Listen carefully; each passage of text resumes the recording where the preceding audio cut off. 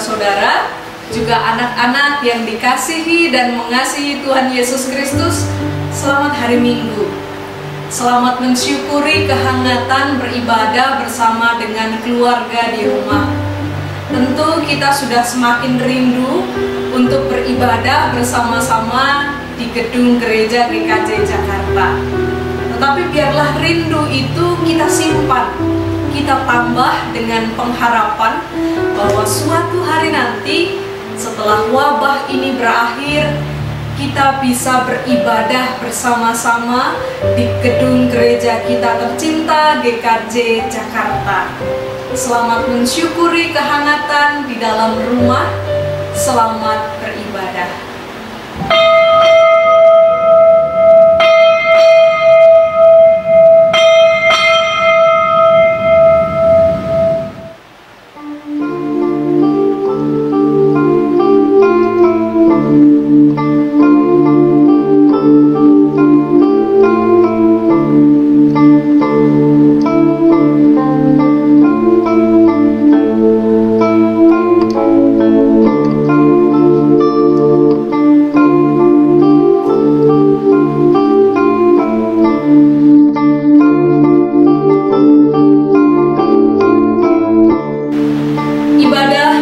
Paskah ketiga ini berlangsung dengan pengakuan bahwa Kristus yang bangkit meneguhkan hati dan pikiran kita untuk beribadah.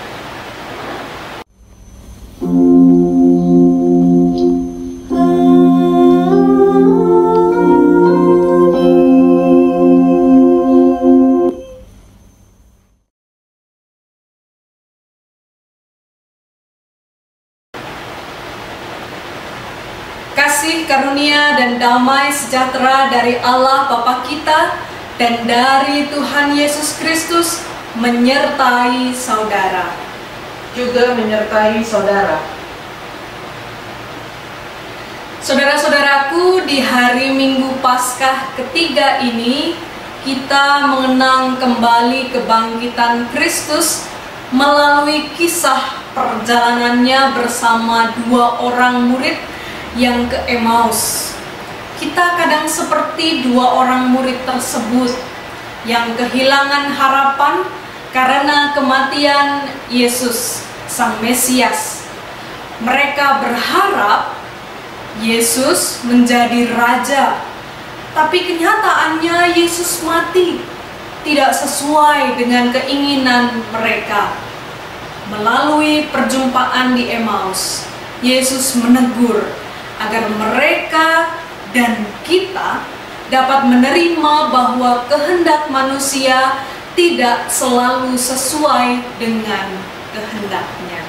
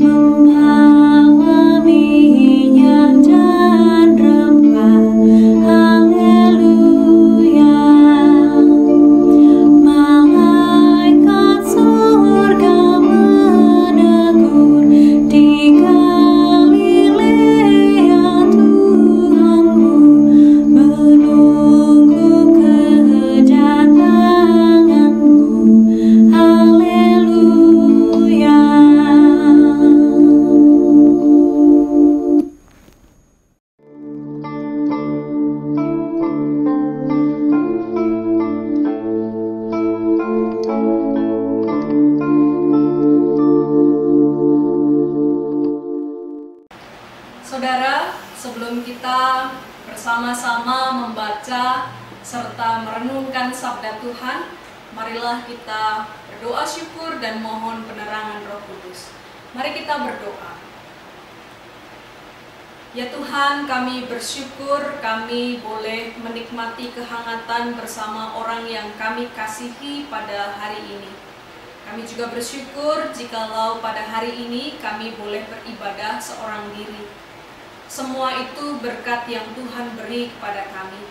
Dan kami sebentar lagi hendak menerima berkat Tuhan yang lain, yaitu firman yang menjadi penerang dan penenang bagi hati kami.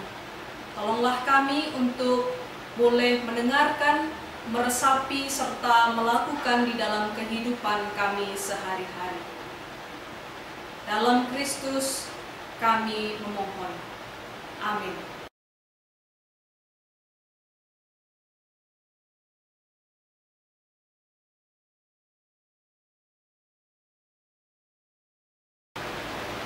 Saudara, kita akan membuka bacaan Alkitab kita dari Lukas pasal 24 ayat 13 sampai 35. Bapak-bapak, ibu-ibu bisa membantu putra dan putrinya untuk membuka Alkitab. Ini adalah momentum keluarga yang sangat berharga. Mari kita membuka Lukas pasal 24 ayat 13 sampai 35.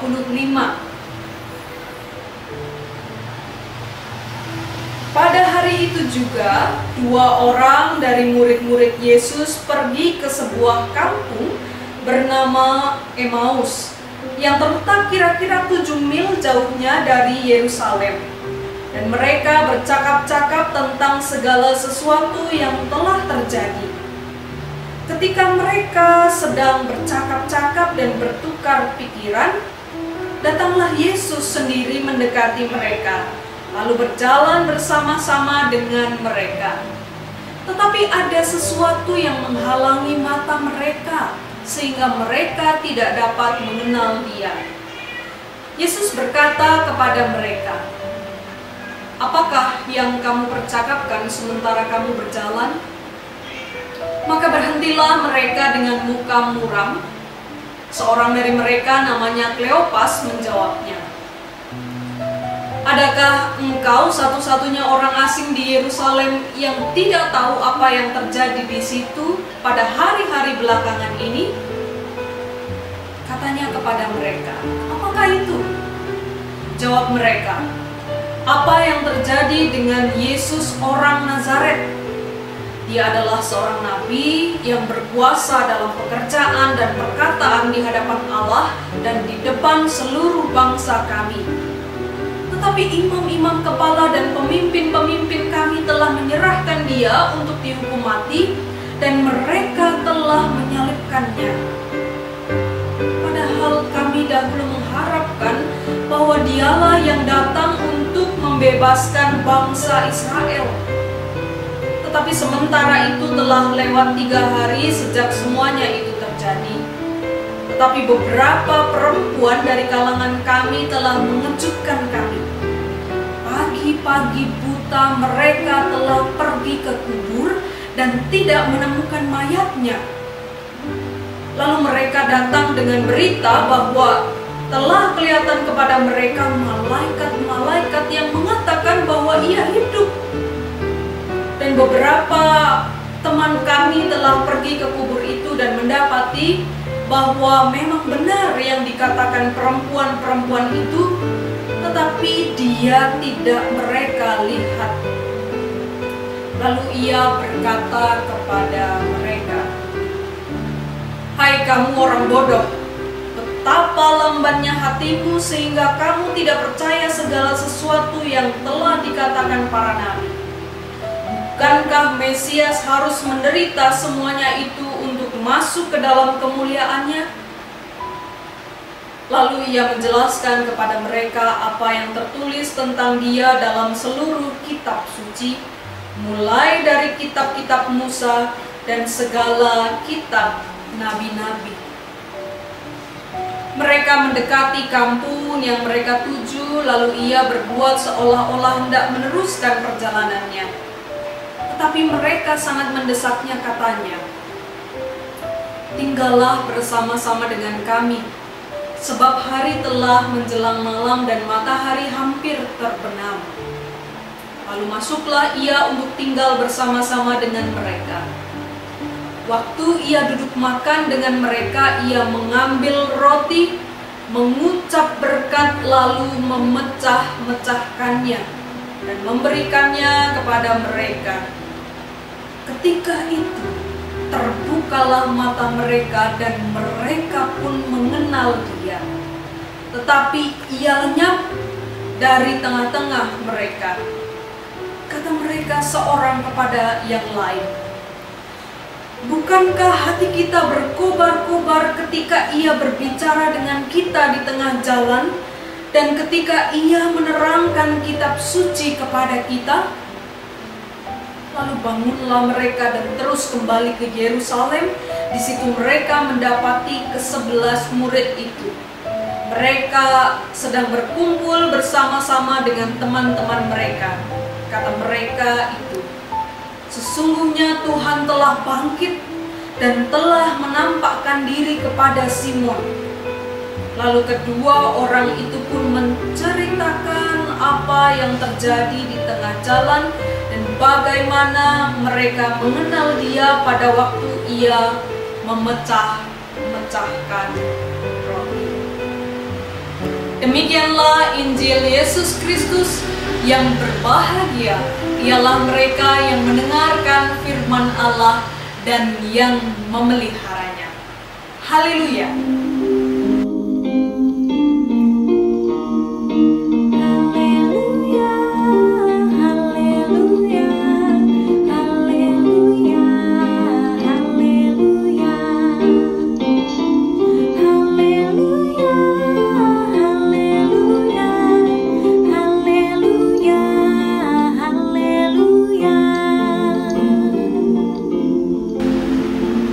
Saudara-saudara yang terkasih dalam Tuhan Yesus Kristus, anak-anak yang dikasihi dan mengasihi Tuhan Yesus, dalam bacaan Alkitab yang telah kita baca bersama-sama tadi dalam Lukas pasal 24 ayat 13 sampai 35, di sana dicatat bahwa ada dua orang murid Yesus. Yang satu disebut namanya Kleopas, yang satu tidak disebutkan namanya.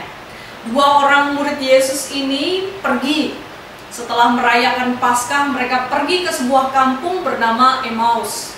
Jarak antara Yerusalem, tempat mereka merayakan Paskah, ke Emmaus berjarak sekitar, dikatakan oleh Alkitab, kira-kira 7 mil. 7 mil itu berapa kilometer?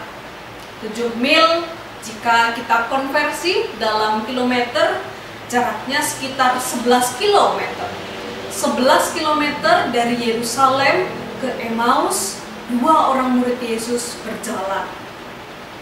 Dan di sana dikatakan bahwa kedua orang ini ketika melakukan perjalanan mukanya sangat sedih.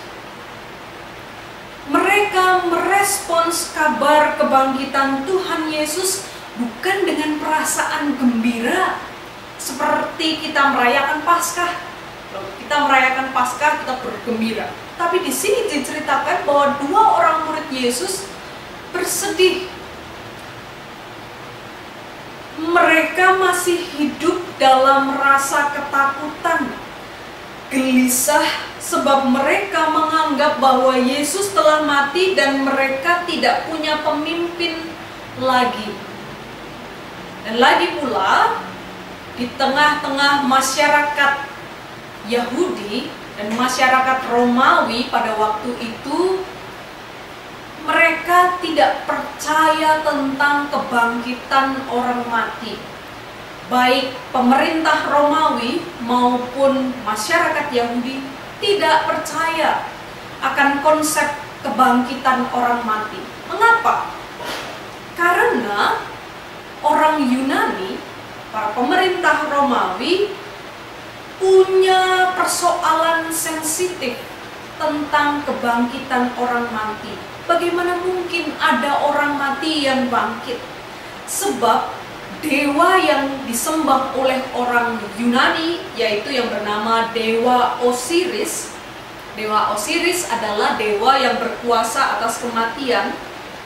Dewa Osiris ini tidak dapat bangkit dari kematian. Bahkan dewa yang menguasai kematian saja tidak bisa bangkit dari kematian. Dia juga tidak bisa membangkitkan orang mati. Jadi mana mungkin mereka percaya bahwa ada Yesus yang bangkit dari antara orang mati? Orang ini, orang-orang atau masyarakat sekitar di tempat dua orang murid ini hidup, menduga bahwa Yesus tidak bangkit. Tetapi Yesus hanya diambil dan dipindahkan oleh para murid dari kuburnya ke tempat yang lain. Orang-orang tidak percaya. Oleh sebab itu, selain diliputi perasaan duka cita, kehilangan, tetapi para murid juga bingung, ragu-ragu. Saking mereka bingung, sedih, ragu-ragu, pesan Yesus di masa mereka masih bersama-sama yang mengatakan bahwa Yesus pernah berpesan bahwa Mesias akan menderita dan mati di kayu salib. Pesan itu saja sudah tidak diingat oleh para murid. Bahkan ketika Yesus sudah menampakkan diri kepada para murid, itu pun tidak membuat para murid mengerti tentang makna Yesus bangkit. Malahan dari percakapan yang panjang yang tadi sudah kita baca, terlihat jelas bahwa para murid masih mengharapkan Yesus bisa menyelamatkan mereka, Yesus bisa menjadi raja bagi mereka. Perasaannya semua serba gelisah, serba galau. Dan itulah yang disebut dengan fase kehilangan. Fase berduka yang dialami oleh manusia. Seorang psikiater berkebangsaan Swiss bernama Elisabeth Kubler-Ross mengatakan bahwa setiap orang yang kehilangan, setiap orang yang berduka akan melewati 5 fase. Fase yang pertama, ketika ia baru kehilangan, ia akan menolak kenyataan. Lalu yang kedua, fase selanjutnya adalah marah. Dan yang ketiga adalah tawar-menawar. Dan keempat, depresi. Baru pada fase yang kelima, manusia akan menerima situasi, kondisi, dan kenyataan yang mereka hadapi. Saudara, bukan hanya para murid, kita semua juga mengalami 5 fase itu ketika kita kehilangan orang yang dikasihi. Ketika kita mengalami kesedihan yang mendalam.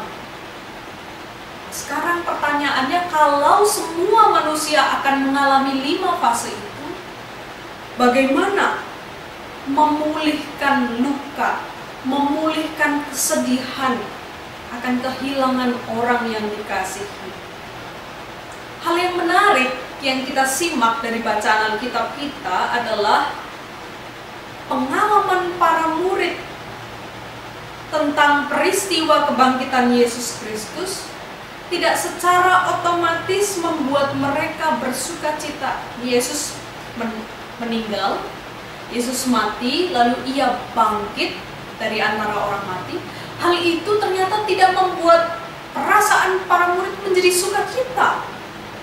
Tidak seperti kita yang memaknai kebangkitan Yesus Kristus, memaknai Paskah dengan rasa yang sukacita, gitu ya. Para murid pada waktu itu memerlukan proses dan waktu untuk benar-benar bangkit. Dalam proses pemulihan itu, dalam proses healing, dalam proses untuk bangkit, para murid melaluinya dengan bercakap-cakap, menuturkan apa yang mereka rasakan.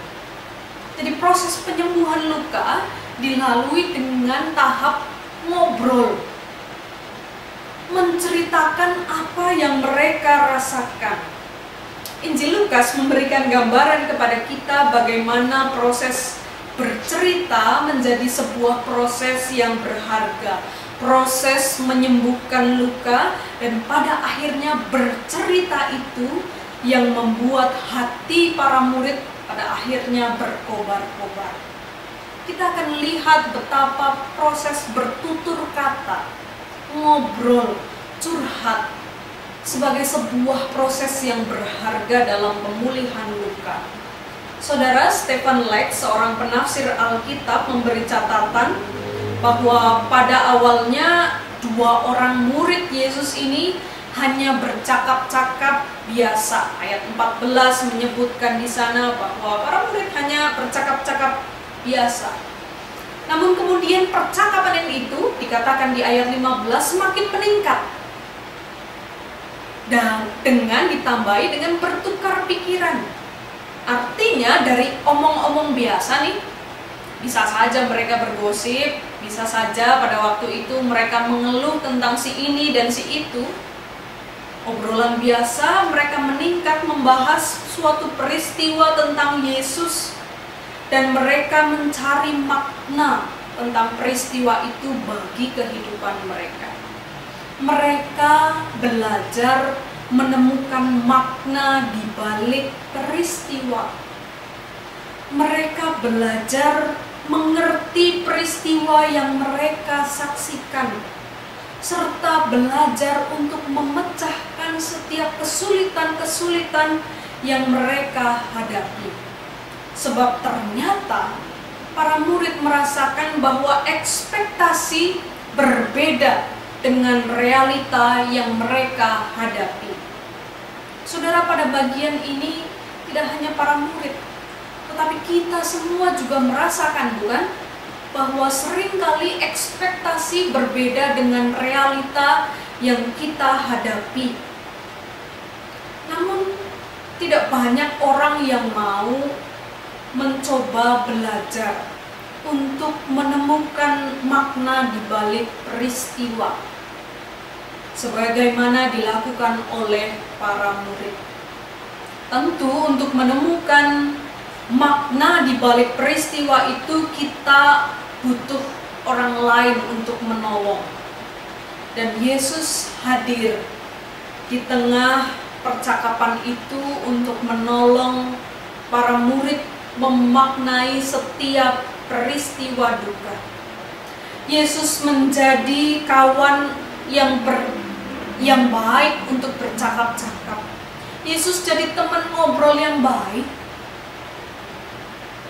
Dan perjalanan kesedihan, perjalanan kehilangan, perjalanan duka memang akan lebih ringan jika dilakoni ketika ada seseorang yang menjadi kawan seperjalanan, kawan bercerita. Saudara juga pasti mengalaminya. Di situasi yang kita hadapi, kita banyak menemukan kendala. Di tengah wabah COVID ini banyak orang bingung. Bingung tentang pekerjaannya, bingung bagaimana untuk beribadah, bingung bagaimana untuk belajar. Seolah-olah tidak ada jalan keluar. Kita menghadapi seolah-olah kita menghadapinya seorang diri saja. Tetapi coba kalau kita punya teman bicara, kita punya teman untuk bercakap-cakap, bukankah semua itu menjadi lebih ringan? Bukankah beban itu ketika dibagikan kepada orang yang tepat, itu semakin ringan? Saudara, apa yang dilakukan oleh Yesus sepanjang perjalanan dengan mengajak dua orang murid bercakap dan bertukar pikiran adalah proses untuk menyembuhkan luka dan menumbuhkan pengharapan, agar para murid yang semula hidup tanpa pengharapan pada akhirnya diperbaharui karena merasakan kehadiran dan cinta kasih dalam perjalanan iman mereka. Dalam kegelapan sekalipun, ada cahaya di ujung jalan sana. Dan ini yang harus diwartakan kepada banyak orang. Di tengah kegelapan ada cahaya di ujung jalan sana. Saudara, momentum pamungkas dari kisah ini adalah keputusan Yesus Kristus untuk lenyap, dikatakan di sana. Yesus setelah para murid mengenalinya, Yesus tidak tinggal tetap di situ, tetapi Yesus lenyap, memilih untuk pergi meninggalkan para murid. Seolah-olah momen pengharapan itu harus direspons oleh para murid secara kreatif. Di sini menarik, Tuhan Yesus tidak membuat para murid terlena, tidak membuat para murid merasa nyaman dengan kehadiran Tuhan di tengah-tengah mereka. Mereka harus kreatif. Kalau saya sudah bertemu dengan Tuhan, apa yang mesti saya lakukan? Dan benar, kedua orang murid setelah menyadari bahwa mereka berjumpa dengan Tuhan, mereka segera pergi menelusuri jalan yang tadi mereka lalui bersama Yesus, dan mereka mengatakan kepada banyak orang, luka yang mereka alami kini telah sembuh. Pengharapan itu telah tumbuh, dan kini kebangkitan pengharapan itu mesti diwartakan. Saudara yang terkasih dalam Tuhan Yesus Kristus, inilah tanggung jawab yang diwariskan oleh para murid kepada kita semua. Menumbuhkan pengharapan kepada banyak orang, mewartakan kebangkitan kepada banyak orang. Paskah bukan hanya momentum Yesus Kristus saja yang bangkit. Paskah juga adalah momentum kebangkitan kita semua. Minggu ini kita melewati Minggu Paskah ketiga. Dan ini sebagai pengingat bagi kita semua, ayo bangkit. Selalu ada pengharapan. Apapun situasi yang kita hadapi, apapun situasi yang saudara hadapi hari ini, ada pengharapan. Dalam kegelapan selalu ada cahaya di ujung sana. Mari kita wartakan pada banyak orang. Mari kita tumbuhkan pengharapan itu. Amin.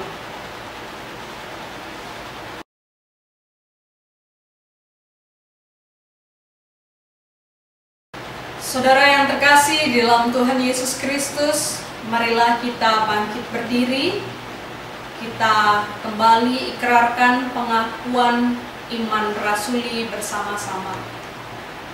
Aku percaya kepada Allah, Bapa yang Maha Kuasa, Khalik langit dan bumi, dan kepada Yesus Kristus, Putranya yang tunggal Tuhan kita, yang dikandung dari Roh Kudus, lahir dari anak Darah Maria, yang menderita di bawah pemerintahan Pontius Pilatus, disalibkan, mati dan dikuburkan, turun ke dalam kerajaan maut. Pada hari yang ketiga, bangkit pula dari antara orang mati, naik ke sorga, duduk di sebelah kanan Allah Bapa yang Maha Kuasa, dan akan datang dari sana untuk menghakimi orang yang hidup dan yang mati.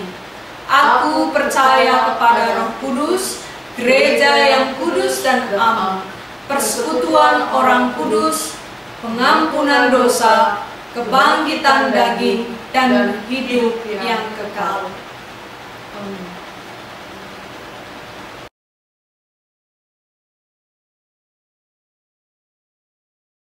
Saudara, kini marilah kita bersama-sama berdoa. Kita akan mengawalinya terlebih dahulu dengan doa Bapa Kami yang akan kita nyanyikan bersama-sama.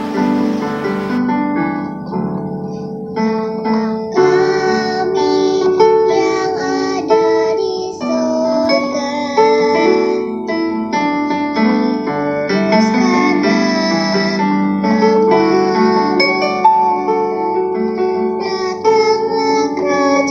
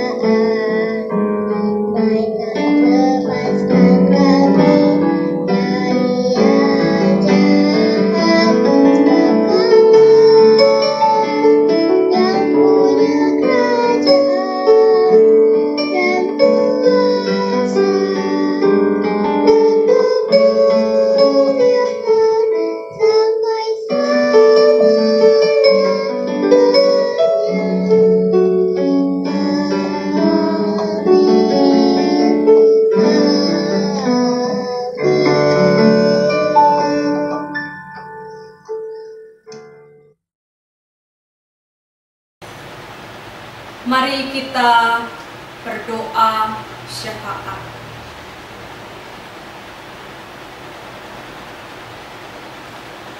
Ya Tuhan, kiranya kebangkitan-Mu senantiasa menjadi cahaya pengharapan di dalam kehidupan kami, bahwa tak selamanya kehidupan kami berada dalam bayang-bayang luka, kehilangan, dan keputusasaan.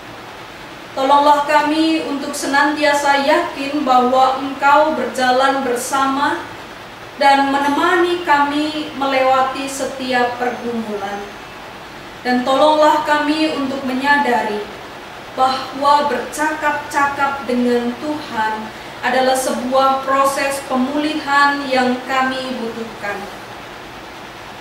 Ya Tuhan, di masa sekarang ini kami menyadari ada begitu banyak orang yang hidupnya perlu untuk dipulihkan. Kami berdoa untuk saudara-saudara kami yang hampir hilang pengharapan oleh karena mengetahui diri mereka positif virus COVID-19. Kami berdoa bagi saudara-saudara kami, teguhkan dan kuatkanlah iman pengharapan mereka, agar di masa pengobatan, saudara-saudara kami ini dapat melihat campur tangan Tuhan melalui kehadiran para perawat, dokter yang menolong mereka di ruang isolasi. Kami juga memohon berkat dan pemulihan dari Tuhan bagi saudara-saudara kami yang bergumul dengan sakit penyakit mereka selama bertahun-tahun. Kiranya cinta kasih Tuhan melalui keluarga, melalui sahabat yang mendampingi saudara-saudara kami ini dapat dirasakan dan menjadi sumber pemulihan. Ya Tuhan, kami sungguh bersyukur bahwa pertolongan Tuhan nyata di masa ini dengan menghadirkan orang-orang yang berkomitmen untuk memutuskan mata rantai penyebaran COVID-19. Kami bersyukur untuk kami semua, warga masyarakat yang mau berdisiplin, mengindahkan himbauan pemerintah untuk melakukan physical distancing. Kami bersyukur untuk pemerintah yang Tuhan pakai untuk mengatur upaya penyelesaian wabah virus COVID-19 ini. Kami juga bersyukur untuk para tenaga medis yang Tuhan terus berkati dengan kekuatan dan cinta untuk melayani para pasien COVID-19. Kami bersyukur untuk para pasien COVID-19 yang Tuhan temani sehingga mereka tidak hilang pengharapan. Kami bersyukur untuk setiap pihak yang berlomba-lomba untuk melakukan perbuatan baik di masa ini. Kami bersyukur untuk semua pertolongan dari Tuhan. Ya Tuhan, tolong kami untuk menjadi gereja yang hadir dan membawa pengharapan di tengah dunia yang sedang malam.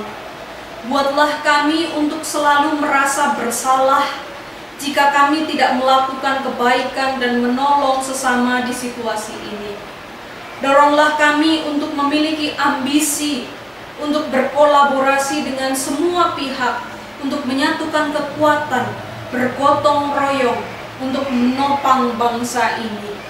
Kami percaya bahwa negeri kami akan pulih kembali. Inilah permohonan kami. Dalam pengasihan-Mu kami mohon.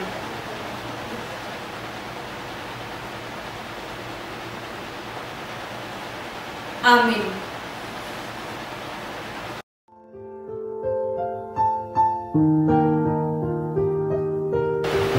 Saudara-saudara, kini saatnya kita memberikan persembahan. Kita akan mengumpulkan persembahan.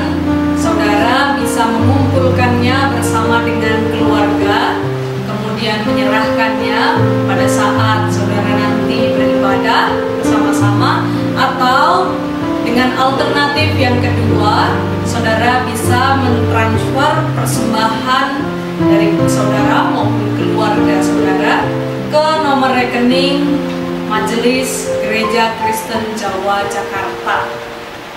Sebelum kita mengumpulkan persembahan, ayat pengantar persembahan dari Mazmur pasal 96 ayat 8. Berilah kepada Tuhan kemuliaan namanya, bawalah persembahan dan masuklah ke pelatarannya.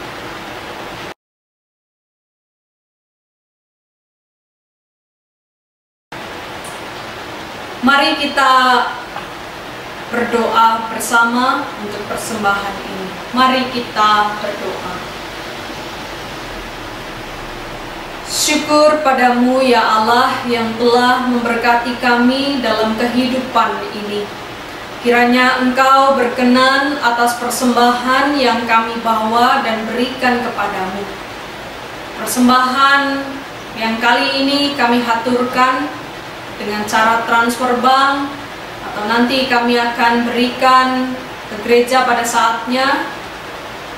Berkatilah persembahan ini agar menjadi saluran berkat bagi banyak orang.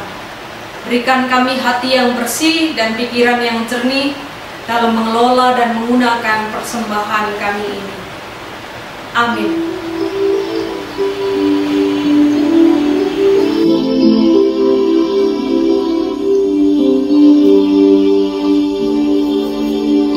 Saat dunia menolak karena tak percaya,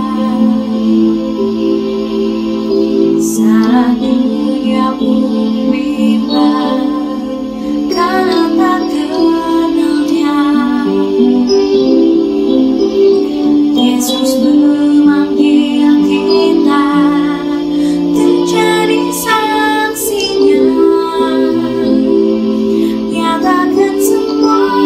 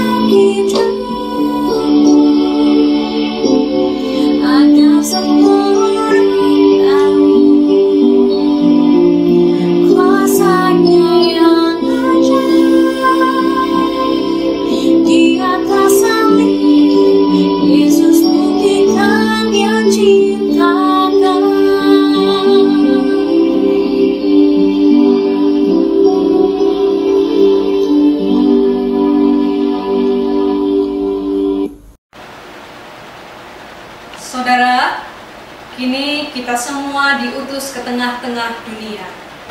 Arahkanlah hatimu kepada dunia. Kami mengarahkan hati kepada dunia. Percayalah bahwa kehendak Tuhan adalah yang terbaik bagimu. Ya, kami mau membarui diri dengan berserah pada kehendak-Nya, Terpujilah Allah Bapa dan Anak dan Roh Kudus, yang tidak pernah memisahkan kami dari kasih-Nya, sekarang dan selama-lamanya. kini terimalah berkat dari Tuhan. Semoga Tuhan memberkati dan memelihara kamu. Semoga Tuhan baik hati dan murah hati kepadamu.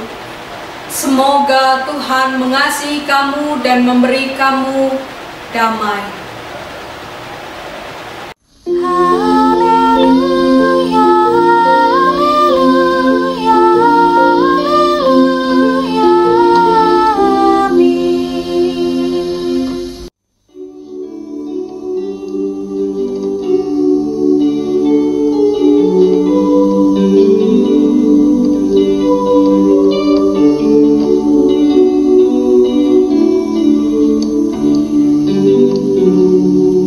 Jadilah Tuhan kehendak-Mu,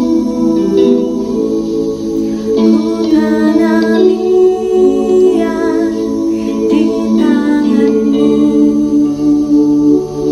Bentuklah aku sesuka-Mu, aku nantikan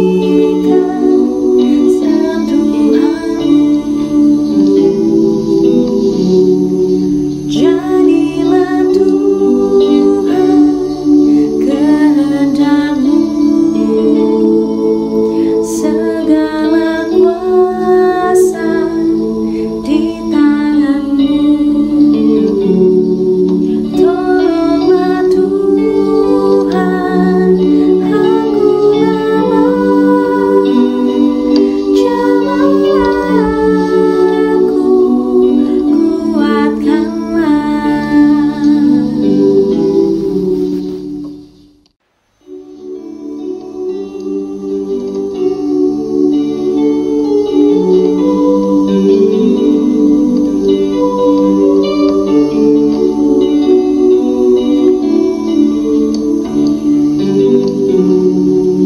Jadilah Tuhan kehendak-Mu,